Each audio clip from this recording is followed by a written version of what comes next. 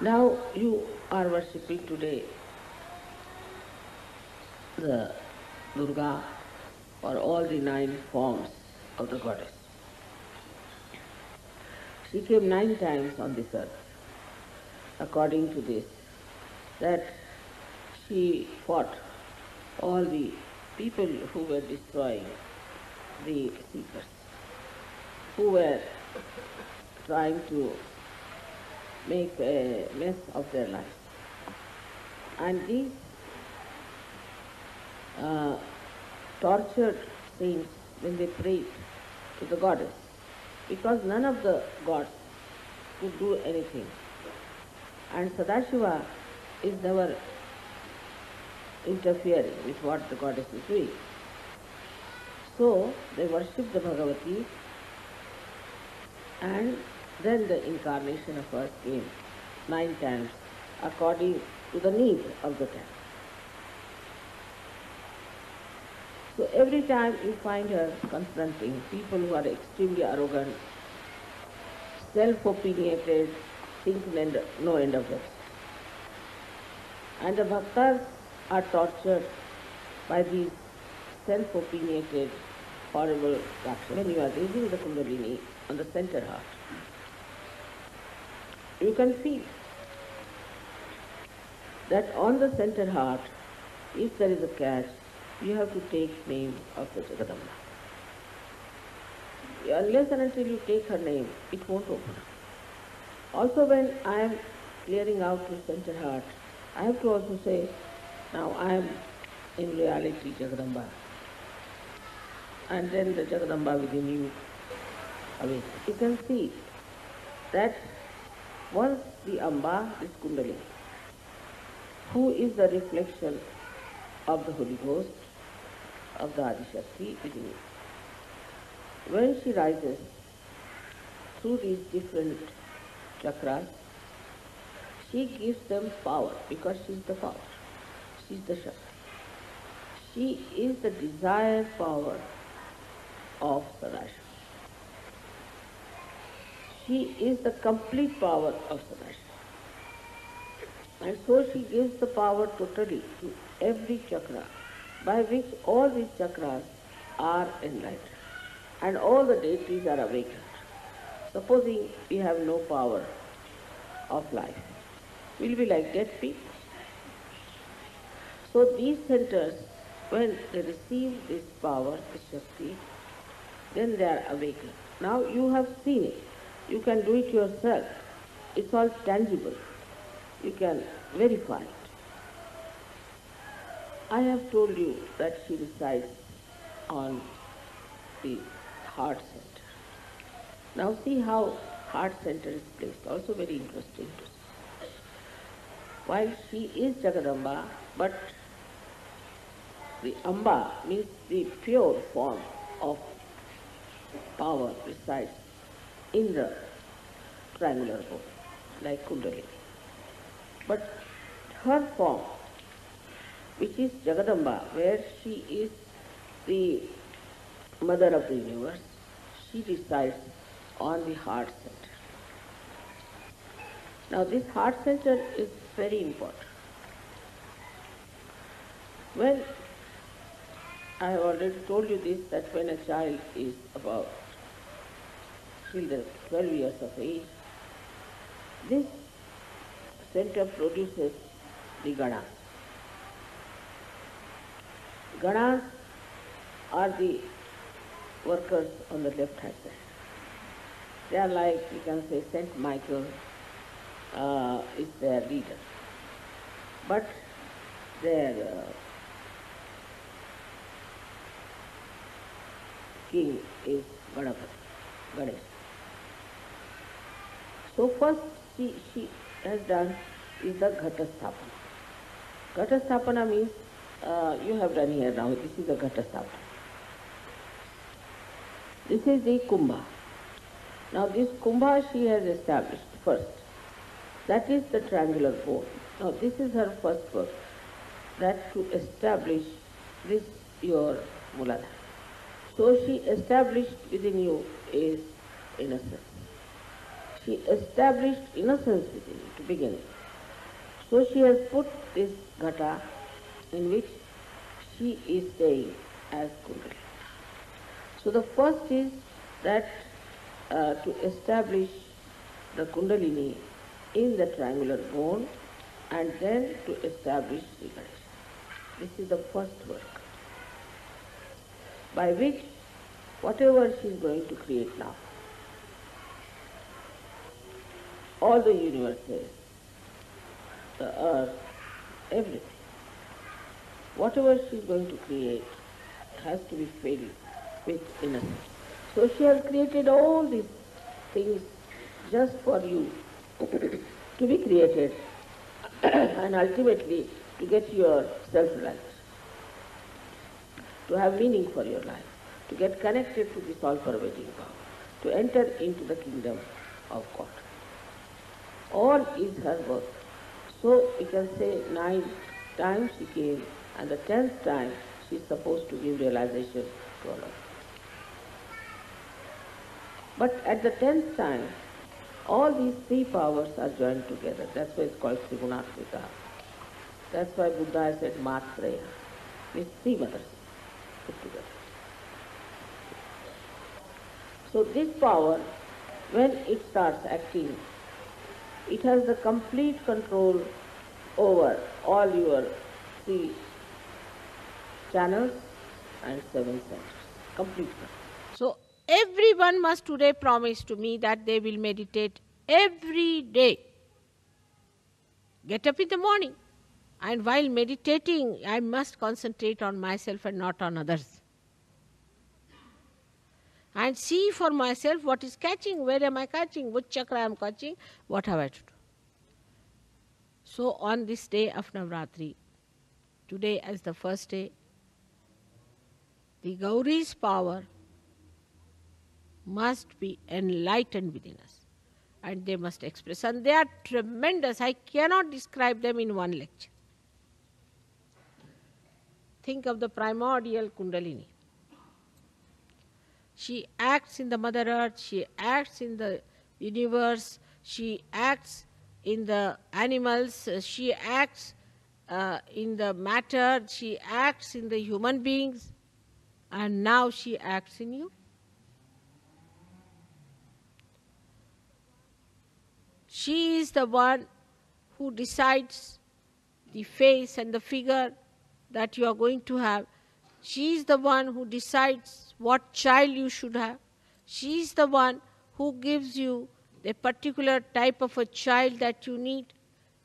She is the one who has got you all these beautiful children. She is the one who has given you these sparkling faces and sparkling eyes. All this she has done for you. But what about the power that you have within yourself? How much have you manifested that? The primordial is working very hard, no doubt. But what about you, the individuals who have got their own Kundalini awakened? How far you have opened her out? And what is Kundalini is a simple thing, as you know, is the true desire. So true desire to perfect yourself, to grow yourself, if it is really true desire, nothing else is important. The most important desire is to grow. And for whose advantage? Is the advantage of yours, and in your advantage only the advantage of the whole world rests. Sahajogis today represent the growth of this universe, the growth of the human race. But I can tell you this much, next year, those who do not meditate every day, he will not be here anymore. Take it from me. It's a fact. Every day you must meditate. Discipline yourself. Now you have come to a new perspective. You have come to a new vision. Now, when you see that vision, when you know the vision, you cannot just stand there. Get into it. When a person who has Gauri's power As soon as he enters a hall or any place, everybody's Kundalini rises just to salute.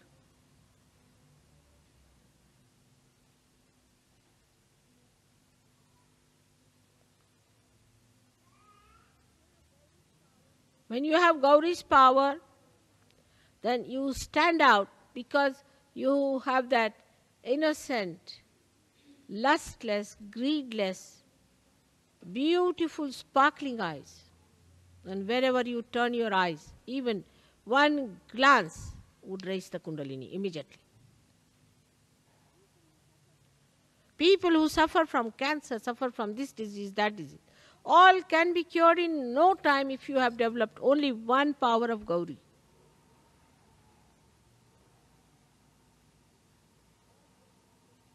All your problems can be solved. Negativity will go away. And you will become like a lotus. Beautiful, fragrant. Today, let us, with full confidence in ourselves and in our ascent, let us, with full intensity, attend this puja and in our hearts decide that I am going to discipline myself.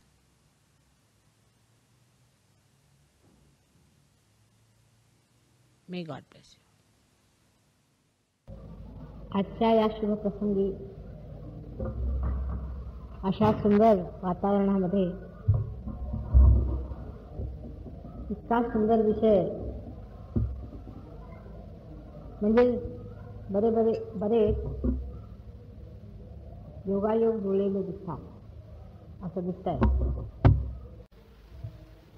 आजचा सुमुहूर्त म्हणजे घटपूजनेचा. घटस्थापना ही अनादी आहे. म्हणजे ज्या वेळेला ह्या सृष्टीची रचना झाली, अनेकदा एकाच वेळा सृष्टीची रचना झालेली नाही, अनेकदा जेव्हा या सृष्टीची रचना झाली तेव्हा आधी घटस्थापना करायची. घट म्हणजे काय अत्यंत सूक्ष्मात समजलं पाहिजे. पहिल्यांदा म्हणजे ब्रह्मतत्व म्हणून जे एक स्थिती परमेश्वराचं वास्तव्य असतं, जेव्हा ज्याला आपण इंग्लिशमध्ये एन्ट्रॉपी म्हणू, किंवा जेव्हा काही हालचाल नसते त्या स्थितीमध्ये जेव्हा इच्छेचा उद्भव होतो किंवा इच्छेची लहर परमेश्वराला येते, तेव्हा त्याच्यामध्ये ही इच्छा समावते की आता काहीतरी संसारामध्ये सृजन केलं पाहिजे, क्रिएट केलं पाहिजे. ही इच्छा त्याला का होते? ही त्यांची इच्छा. परमेश्वराला इच्छा का होते ते समजणं माणसाच्या डोक्याच्या बाहेरच्या गोष्टी आहेत. पुष्कळच गोष्टी डोक्याच्या बाहेरच्या आहेत, पण जशा आपण त्या सर्व मानून घेतो तसंच हे मानलं पाहिजे की परमेश्वराची इच्छा हे त्यांचं आपलं स्वतःचा शौक आहे. त्यांची इच्छा जी काय त्यांना करायचं ते करत असतात. ही इच्छा त्यांच्यामध्ये विलीन होते आणि ती परत जागृत होते. जसा एखादा मनुष्य झोपावा आणि परत जागृत व्हावा. झोपल्यावर त्याच्या इच्छा जरी त्याच्यावर झोपल्या असल्या तरी त्या तिथे असतात आणि जागृत झाल्या त्या कार्यान्वित होतात. तसंच परमेश्वराचं आहे. जेव्हा त्यांना इच्छा झाली की आम्ही आता एक सृष्टीची रचना करायची, तेव्हा ह्या सर्व सृष्टीच्या रचनेची जी इच्छेची जी आपण म्हणू की तरंग आहेत किंवा त्याच्या ज्या लहरी आहेत त्या एकत्र होतात आणि त्या एकत्र झाल्यावर ज्या घटात भरल्या जातात तेच हे घट आहे. म्हणजे परमेश्वराची जी इच्छाशक्ती आहे स्वतः, परमेश्वर जर वेगळा केला आणि त्याची इच्छाशक्ती जर वेगळी केली, जर आपण तसं समजू शकलो तर आपलंही असतं. आपण आणि आपली इच्छाशक्ती यात फरक आहे. तर ती जी शक्ती आहे ती प्रथम जन्माला येते. जोपर्यंत तुम्हाला कोणत्या गोष्टीची इच्छा होणार नाही ती गोष्ट कार्यात त्याचं रूपांतर होत नाही. म्हणजे आता हेच एक जे बनवलेलं आहे इथे मोठं सुंदर, हे सुद्धा कोणाच्या तरी इच्छेचंच फळ आहे. प्रत्येक गोष्ट इच्छा झाल्यावरच कार्यान्वित होते आणि परमेश्वराची इच्छा ती कार्यान्वित होण्यासाठी ती त्याच्यापासून वेगळी करावी लागते. जर ती परमेश्वरात समावित राहिली तर ती सुप्तावस्थेत असते. जेव्हा ती त्यापासून वेगळी होऊन आपल्या कार्याला लागते तिला आपण आदिशक्ती असं म्हणतो. ही प्रथम स्थिती आली. प्रथम स्थिती जेव्हा आली, जेव्हा घटस्थापना झाली, ती अनादिकालापासून अनेक वेळेला झालेली आहे आणि आजही आपण जेव्हा घटस्थापना करतो तेव्हा त्यात अनादी अनंत क्रियेला आठवतो. म्हणजे आपण ह्या वेळेला जी घटस्थापना करतो म्हणजे किती मोठी गोष्ट आहे ही लक्षात ठेवा. आपण या वेळेला परमेश्वराने जी इच्छा केली ती कार्यान्वित करण्याच्या प्रथम ती एकत्रित केली, ज्या एके ठिकाणी घटात घातली ती इच्छा, ती आज आपण पूजत आहोत, त्याची आपण पूजन केलं. ही इच्छा परमेश्वराला झाली, त्यांनी आपल्याला आज मनुष्यत्वाला आणलं, एवढ्या मोठ्या स्थितीला पोहोचवलंय. तेव्हा आपलं परम कर्तव्य आहे की त्याच्या ह्या इच्छेला कधीच वंदन केलं पाहिजे. त्या इच्छेला आमच्या सहयोगा ह्याच्यामध्ये भाषेमध्ये आम्ही महाकालीची इच्छा म्हणतो किंवा महाकाली शक्ती म्हणतो. ही महाकालीची शक्ती आहे. आणि हे जे नवरात्रीचे 9 दिवसाचे जे आपले महाराष्ट्रात विशेष करून जे समारंभ होतात ते ह्या महाकालीचे अनेक जे काही अवतरण झाले त्याच्याबद्दल. आता ही महाकाली शक्ती मी आपल्याला सांगितलं की इच्छाशक्तीच्या पूर्वी काही होऊ शकत नाही, म्हणून इच्छाशक्ती ही आधी आहे आणि अंतही तिचाच असतो. पहिल्यांदा इच्छेतनं सगळं निघतं आणि शेवटी ते इच्छेतच विलीन होऊन जातं. तर ही सदाशिवाची शक्ती आदिशक्ती आहे आणि ही महाकाली शक्ती म्हणून आपल्यामध्ये वावरत असते, संपते. म्हणजे पहिल्यांदा महाकालीची जी शक्ती होती तिने फक्त सगळ्यात पहिल्यांदा गणेशाला जन्म दिला किंवा गणेशाची स्थापना केली. गणेश हे सर्वात पहिल्यांदा स्थापन केलेलं दैवत आहे आणि त्याचप्रमाणे जसं की महाकालीचं आहे तसंच गणेशाचं आहे की हे बीज आहे आणि बीजाचं सर्व विश्व निघाल्यावर परत बीजातच समावलं जातं. तसंच सगळं गणेश तत्वाचं निघून परत गणेशाचं समावलं जातं. गणेश हा सर्व काही जे काही आहे त्याचं बीज आहे. जे आपल्याला समोर दिसतं, कृतीत दिसतं, इच्छेत दिसतं त्याचं बीज. आणि म्हणून गणेश हा सगळ्यात मुख्य देव मानला जातो. इतकंच नाही तर गणेशाचं पूजन केल्याशिवाय आपण कोणतंही कार्य करू शकत आहे. मग ते शैवाईट असोत, वैष्णवाईट असोत, ते मग ब्रह्मदेवाला मानणारे असोत की कोणी असो, सगळे आधी गणेशाचं पूजन करतात. त्याला कारण असं आहे की गणेश हे तत्व परमेश्वराने सर्वात पहिल्यांदा या सृष्टीत पसरवलं. गणेश तत्व म्हणजे ज्याला आपण अबोधता म्हणतो किंवा इंग्लिशमध्ये इनोसेन्स. आता हे तत्व अति सूक्ष्म आहे, आपल्याला समजत नाही. बाल्यकालामध्ये जे लहान मुलांच्या मध्ये वास्तव्य करतं आणि ज्याचा सगळीकडे आपण आविर्भाव पाहतो, त्याचा सुगंध पसरलेला असतो, त्यामुळेच लहान मुलं इतकी प्रिय वाटतात. असं जे ते अबोधिताचं तत्व आहे, जे इनोसेन्सचं तत्व आहे, ते ह्या श्री गणेशामध्ये समाहित आहे. पण जर आपण सूर्याला बघितलं तर सूर्यामध्ये प्रकाश देण्याची जशी शक्ती आहे तशी श्री गणेशामध्ये. तर ही जी अबोधिताची शक्ती आपल्यामध्ये परमेश्वराने भरलेली आहे, या अबोधिताच्या शक्तीला आपण पूजतो. म्हणजे आम्ही सुद्धा असे अबोध झालो पाहिजे. अबोधिताचा अर्थ पुष्कळांना असा वाटतो की अबोधिताचा अर्थ असा आहे की आपण अज्ञानी झालो. अबोध शब्दामध्ये अर्थ असा असतो की जे इनोसेन्स किंवा जो भोळेपणा एखाद्या लहान मुलात असतो, तो भोळेपणा आपल्यामध्ये आला पाहिजे. तो म्हणजे गौरीचा पुत्र आहे आणि गौरी म्हणजेच आपल्यामध्ये प्रादुर्भाव करणारी ही जी कुंडलिनी शक्ती आहे ही गौरी शक्ती. म्हणजे आज गौरी पूजन आहे आणि आज गणेश पूजन आहे, म्हणजे केवढा मोठा दिवस आहे आपण लक्षात घेतलं पाहिजे. आपल्यामधलं जे गणेश तत्व आहे ते गौरीला सांगतं की हा मनुष्य ठीक आहे किंवा नाही. म्हणजे त्याच्यामध्ये व्यवस्था किती सुंदर केलेली आहे ती बघा. की 2 वरून ज्या नाड्या येत आहेत, इडा आणि पिंगला 2 नाड्या. इडा आणि पिंगला 2 नाड्या आपल्यामध्ये आहेत, पैकी एक महाकाली आणि एक महासरस्वतीच्या 2 नाड्या आहेत. ह्या महाकालीतच महासरस्वती निघालेली आहे, म्हणजे ती क्रियाशक्ती आहे. पहिली इच्छाशक्ती आहे आणि दुसरी क्रियाशक्ती. या दोन्ही शक्तीतनं जे काही आपण आज या जन्मात केलेलं आहे, पूर्वजन्मात केलेलं आहे, जे काय आपलं सुकृत आहे आणि जे आपलं दुष्कृत आहे, सगळ्याचा पाढा तिकडे बसून लहानशी आपल्यामध्ये जे गणेश देव आहेत ते घेतात. तुम्हाला समजतं की हे चुकलेलं आहे, हे पाप आहे, हे केलं नाही पाहिजे, हे पुण्य आहे, हे केलं पाहिजे. आणि पाप पुण्याचा निवाडा करण्यापेक्षा पाप पुण्याचा सबंध रोखाठोका हा श्री गणेश आपल्यात बसून करतो. प्रत्येक मानवामध्ये श्री गणेशाचं स्थान आहे आणि ते प्रॉस्टेट ग्लँडच्या जवळ असून त्याला आम्ही मूलाधार चक्र असं म्हणतो.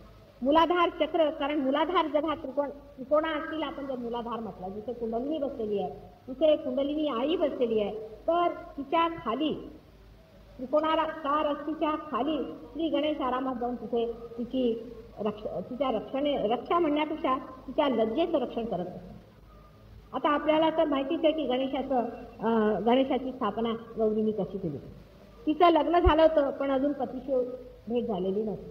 त्यावेळेला ती आंघोळीला गेली होती आणि आपल्या अंगातला मळ काढून, आता बघा हातामध्ये जर संबंध व्हायब्रेशन्स आहेत आणि सगळ्या बॉडीला जर व्हायब्रेशन्स असते म्हणजे ह्या चैतन्य लहरी असते आणि चैतन्य वाहत असलं तर ते जर तुम्ही मळात घेतलं तर त्या मळालाही येतं. त्या मळाचा तिने गणपती केला आणि तो आपल्या बाहेरच्या म्हणजे आपल्या नहाणीच्या बाहेरच्या बाजूला. आता बघा नहाणीच्या बाहेर ठेवला, समोरच्या बाजूला नाही ठेवला, कारण नहाणीत सगळी घाण वाहत असते. आपल्याकडे पुष्कळांना माहिती असेल की आपण नहाणीतलं पाणी जेव्हा वाहतं तर त्याच्यावर पुष्कळ आळवीची पानं किंवा कमळाची फुलं सुद्धा लोक लावतात आणि तिथे चांगली लागतात. आश्चर्याची गोष्ट आहे की जिथे फार डबकं असेल तिथेच कमळाची फुलं लागतात. आणि हे त्याचंच उदाहरण हे गणेशाचं की इतकी घाण जिथे आहे त्या ठिकाणी सर्वात घाणीचा जो प्रदेश आहे घरातला, त्या घाणीवरती हे कमळ लागलेलं आहे आणि तो आपल्या सुगंधाने सबंध ती जी घाण आहे त्या सर्व घाणीला सुगंधित करत आहे. आणि ही जी त्याची जी ही शक्ती आहे ती शक्ती आपल्या आयुष्यात सुद्धा फार मदत करते की आपल्यामध्ये आसपास जी काही घाण दिसते ती ह्या गणेश तत्वामुळे सुरक्षित आहे. आता हे जे गणेश तत्व आहे ह्यानी कुंडलिनीला म्हणजे गौरीला आधी पूजन करावं लागतं. म्हणजे तुमच्या गणेश तत्वाने आधी तुम्हाला आपल्या कुंडलिनीला पूजन करावं. म्हणजे काय, आपल्यामध्ये अबोधीचा आणायला पाहिजे. ज्या वेळेला कुंडलिनीचं जागरण होतं आपल्याला आश्चर्य वाटेल की ह्याचे संबंध हे जे गणेश तत्व आहे तर ह्यानी आपलं जे ज्या वेळेला कुंडलिनीचं जागरण होतं त्यावेळेला गणेश तत्वाचा संबंध शरीराला कसं पुष्कळांना इथे ज्यापैकी आपण सहयोग्यात बहुतेक लोकांना ज्या वेळेला कुंडलिनीचं जागरण होतं तेव्हा सुगंध येतो. कारण गणेश तत्व हे पृथ्वी तत्वाचं बनवलेलं आहे. पृथ्वी तत्वाचं म्हणजे एकदा म्हटलं की पृथ्वी तत्वाचं बनवलं आहे किंवा पृथ्वीलाच गणेश तत्वाचं बनवलं आहे ते बरोबर पडतं. त्या महागणेशातनंच पृथ्वी बनवलेली आहे आणि आपल्यामध्ये जो गणेश आहे तो सुद्धा पृथ्वी तत्वातनं बनवलेला आहे. आता पृथ्वी तत्वाला आपल्याला माहिती आहे की सगळे सुगंध पृथ्वीच येतात, सगळ्या फुलांचे सुगंध पृथ्वीच येतात. त्यामुळे कुंडलिनी जागरण होताना पुष्कळांना अनेक तऱ्हेची सुगंध येतात. इतकंच नाही पण मला सांगतात माताजी तुमची आठवण आली म्हणजे अत्यंत सुगंध येतात आणि असं तुमच्या शरीरात नाही असे सुगंध येत असतात वगैरे लोक सांगतात. त्यामुळे पुष्कळांना कधी काहीतरी गैरसमजूत होऊन जाते की माताजी फार एक्सपेन्सिव्ह सेंट लागतात वगैरे. पण तसं नाही की जर तुमच्यामध्ये गणेश तत्व जागृत असलं तर आतून सुगंध हा येत असतो. तर तऱ्हेचे सुगंध माणसाच्या अंगात नाही येत असतात. पण काही आपल्याला माहिती असतील असे जगामध्ये साधू संत त्यांना ते साधू संत म्हणतात आणि त्यांना सुगंध चालत नाही. ते स्वतःला परमेश्वर म्हणतात त्यांना सुगंध चालत नाही. आपल्याकडे व्यवस्थित लिहिलेलं आहे की म्हणजे जर कोणत्याही देवाचं वर्णन वाचलं विशेषतः गणेशाचं तर तो सुगंधप्रिय आहे. इतकंच नव्हे तो कुसुमप्रिय आहे, तो कमलप्रिय आहे. मग जर अशी गोष्ट आहे आणि विष्णूच्या वर्णनात सुद्धा लिहिलेलं आहे, देवीच्या वर्णनात लिहिलेलं आहे. त्याचा अर्थ असा आहे की ज्या लोकांना सुगंध प्रिय नाही आणि ज्यांना सुगंध चालत नाही त्यांच्यात काहीतरी दोष आहे. ते परमेश्वराच्या विरोधात आहे. परमेश्वर शक्ती ती नाही हे अगदी हमखास. ज्या माणसाला सुगंध अगदीच चालत नाही त्याच्यात काहीतरी परमेश्वराच्या विरोधात बसलेलं आहे हे नक्कीच आहे. कारण सुगंध हे पृथ्वी तत्वातलं महान तत्व आहे आणि ज्याला आता योग भाषेमध्ये त्याला अनेक नावं आहेत पण ते सांगून काही उपयोगाचं नाही कारण त्यांनी आणखी आपल्याला विचारी. पण सांगायचं म्हणजे असं की जी काही पंचमहातत्व आहेत त्यांच्या आधी जे त्यांचे प्राणतत्व आहेत त्या प्राणतत्वातला आपण म्हणू की आद्य म्हणजे सुगंध आहे आणि त्यानेच आपली सृष्टी झालेली आहे. तेव्हा त्या प्राणतत्वाला घडवून त्या प्राणतत्वातला घडवलेला हा श्री गणेश आहे. तेव्हा श्री गणेशाची पूजन करताना पहिल्यांदा आपल्याला आपण सुगंधित केलं पाहिजे. म्हणजे काय की आपलं जीवन हे अतिसूक्ष्मातून सुगंधित झालं पाहिजे, बाह्यता नाही. वरून तुम्ही जितका मनुष्य दुष्ट असेल वाईट असेल तितकाच तो दुर्गंधी आहे. आमच्या सहयोगाच्या दृष्टीने असाच मनुष्य दुर्गंधी आहे. वरून जरी त्याच्यातला सुगंध येत असला तरी तो मनुष्य काही सुगंध असा असला पाहिजे की मनुष्याला आकर्षण वाटलं पाहिजे. एखाद्या माणसाजवळ जाऊन आपण उभं राहिलो आणि जर आपल्याला त्या माणसाबद्दल तू प्रसन्न वाटलं आणि पावित्र्य वाटलं तर तो मनुष्य खरा सुगंधित आहे. नाहीतर असा मनुष्य की ज्याच्यातनं संबंध लालसा आणखी त्याच्यातनं संबंध घाणेड्या प्रवृत्त्या नुसत्या बाहेर वाहत आहेत अशा माणसाजवळ जाऊन जर आपण उभं राहिलो तर अशा माणसाला बघून काही काही लोकांना बरंही वाटत असेल, असं नाही की नाही वाटत असेल, ह्या तर प्रवृत्तीवर अवलंबून आहे, पण ते काही गणेश तत्वातलं नाही. गणेश तत्वाचा मनुष्य हा अत्यंत सात्विक असतो, पण तरीसुद्धा त्या माणसामध्ये एक तरी आकर्षण असतं आणि त्या आकर्षणात एवढं पावित्र्य असतं की ते पवित्र आकर्षणच माणसाला खेचून ठेवतं. तर कुंडलिनी ही आई आणि गणेश ही त्याची कृती आहे, तिची कृती आहे आणि गणेश हे तिचं मूल आहे. आपल्यामध्ये असलेली कुंडलिनी ही गणेशाच्या नुसत्या हातावर फिरत असते. गणेशाच्या हातात तुम्ही पाहिलं असेल पोटाळ पुष्कळाने बांधतात, ते पोटावर त्यांच्या सर्प बांधलेला असतो किंवा पुष्कळांच्या हातामध्ये गणेशाच्या म्हणजे गणेशाला म्हणतात ते 4च हात आहेत, पण खरं म्हणजे त्या अनंत हात आहेत. पैकी एका हातात कधी कधी त्यांना साप सुद्धा दाखवण्यात येतात, तो साप आहे तो, हीच कुंडलिनी. तशीच आमच्या सहयोगांना हे जे पार होत आहे त्याच्यामध्ये आश्चर्याची गोष्ट आहे की ह्यांच्या हातावर कुंडलिनी खेळत, हात असा वर केला म्हणजे कुंडलिनी वर जाते. आता त्यापैकी जो अहंकाराचा भाव आहे तो मात्र गणेशाच्या चरणी आज वाहन करावा. हे सगळ्या मोठं आज पूजन तुम्ही जर केलं तर आमचे अर्धे प्रश्न सुटले. गणेशाला आपला अहंकार कसं तरी करून की बाबा तू आमचा अहंकार घे असं म्हणून त्याला जर तुम्ही आज दिलं तर माझ्यासाठी फारच आनंदाची गोष्ट होईल. कारण गणेशासारखा पुत्र सर्वांना असावा असं आम्ही सांगतो आणि त्याच्या नुसत्या नावाने ते सबंध शरीर माझ्या अगदी चैतन्य लहरीने वाहू लागत आहे.